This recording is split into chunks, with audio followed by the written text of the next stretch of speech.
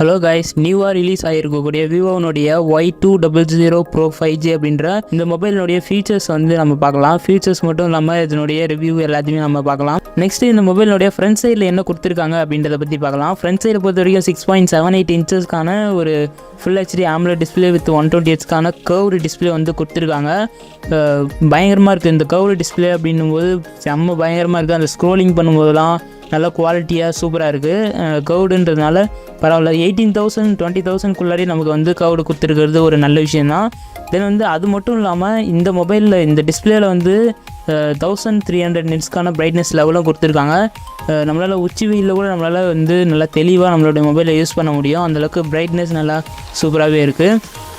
அது மட்டும் இல்லாமல் இது AMOLED டிஸ்பிளே அப்படின்றதுனால ஆல்வேஸ் ஆன் டிஸ்பிளே இதெல்லாம் ஃபீச்சர்ஸ்லாம் கொடுத்துருக்காங்க. இதில் வந்து 16 மெகா பிக்சலுக்கான ஒரு ஃப்ரண்ட் கேமரா கொடுத்துருக்காங்க. இதை வச்சு நம்மளால் வந்து 1080 பிக்சலில் 30 fps வரைக்கும் தான் நம்மளால் வீடியோவே எடுத்துக்க முடியும். அந்தளவுக்கு தான் கெப்பாசிட்டி இருக்குது. என்னன்னு தெரில.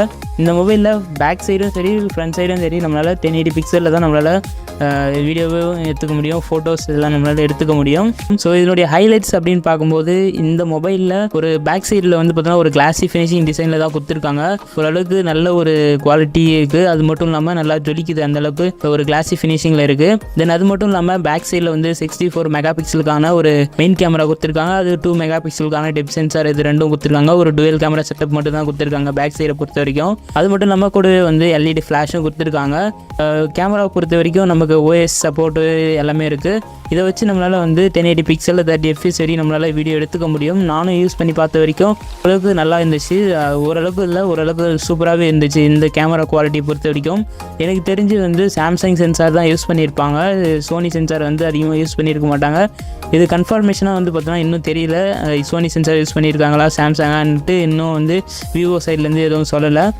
நெக்ஸ்ட்டு வந்து பார்த்தோன்னா இந்த மொபைலினுடைய வெயிட்டு பொறுத்த வரைக்கும் நமக்கு 172 கிராம்ஸ் வரைக்கும் மட்டும்தான் இந்த மொபைலினுடைய வெயிட் இருக்குது. இன்னதான் 5000 mAh பேட்டரி கொடுத்துருந்தாலும் வெயிட் வந்து நல்லா மேனுஃபேக்சர் பண்ணியிருக்காங்க. வெயிட் சூப்பராகவே கம்மி பண்ணியிருக்காங்க. செம்ம ஸ்லிம்மான மொபைல் இது, சூப்பராகவே இருக்குது. அது மட்டும் இல்லாமல் IP ரேட்டிங் கொடுத்துருக்காங்க. IP ரேட்டிங் பொறுத்த வரைக்கும் IP54 ஒரு வாட்டர் ரெசிஸ்டன்ட் ரேட்டிங் தான் கொடுத்துருக்காங்க. இந்த ரேட்டிங்கை பொறுத்த வரைக்கும் நம்மளால் வந்து லைட்டாக அந்த மழை தூரல் படும்போது இல்லை நமக்கு வந்து அந்த அளவுக்கு ப்ராப்ளம் இல்லை. பட் பெருசாக தண்ணியில் போட்டோம் அப்படின்னா கண்டிப்பாக போடும். நெக்ஸ்ட்டு வந்து இந்த மொபைல் வந்து ஒரு 2 கலர் வேரியண்ட்டில் வந்து அவைலபிளாக இருக்குது. ஒன்று வந்து சில்க் பிளாக் வந்து சில்க் க்ரீன், அந்த மாதிரி வந்து 2 கலரில் வந்து இந்த மொபைல் அவைலபிளாக இருக்குது. ஐ திங்க் வந்து எனக்கு பிடிச்ச வரைக்கும் இந்த பிளாக் கலர் வந்து பார்த்தா எனக்கு பர்சனலாக பிடிச்சிருக்கு. உங்களுக்கு எந்த கலர் பிடிச்சிருக்கு அப்படின்றத கமெண்ட்டில் சொல்லுங்கள்.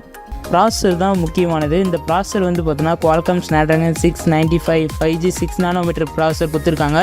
இது வந்து 6 நானோமீட்டர் ப்ராசஸர் அப்படின்றதுனால பேட்ரி கன்சப்ஷன் பொறுத்த வரைக்கும் ரொம்பவே கொஞ்சம் கம்மியாகவே தான் இருக்கும். ஸோ அதனால் வந்து பேட்ரி வந்து நமக்கு ரொம்ப நேரம் இருக்கும். தென் வந்து கேமிங்கோ இல்லைனா ஏதாவது விளையாடும்போது கிராஃபிக்ஸை சப்போர்ட் பண்ணுறதுக்காக நமக்கு Adreno 619 அப்படின்ற ஒரு GPU கொடுத்துருக்காங்க. இதில் வந்து கேமிங் பர்ஃபார்மன்ஸ் பொறுத்த வரைக்கும் சும்மா சூப்பராக தாறுமாறாக விளையாடலாம். கேமிங்கை பொறுத்த வரைக்கும் அந்தளவுக்கு சூப்பராகவே இருக்குது. இந்த ப்ராசஸரை வச்சு நான் இது வரைக்கும் வந்து பல கேம்ஸ் நான் வந்து விளையாடி இருக்கேன். ஹை கிராஃபிக்ஸ் கேம் ஹை கிராஃபிக்ஸில் வந்து FPSல வந்து நம்மளால் வச்சு சூப்பராகவே விளையாட முடியுது. நல்லாவே இருக்குது ஓரளவுக்கு. இந்த 20,000க்கு இது வந்து ரொம்ப அதிகமே சொல்லலாம். அந்தளவுக்கு சூப்பரான பர்ஃபார்மன்ஸை கொடுக்குது. நெக்ஸ்ட்டு வந்து 5000 mAhக்கான பேட்டரி கொடுத்துருக்காங்க. கூடவே வந்து 44 வாட்ஸ்க்கான ஒரு ஃபாஸ்ட் சார்ஜிங் சப்போர்ட் கொடுத்துருக்காங்க.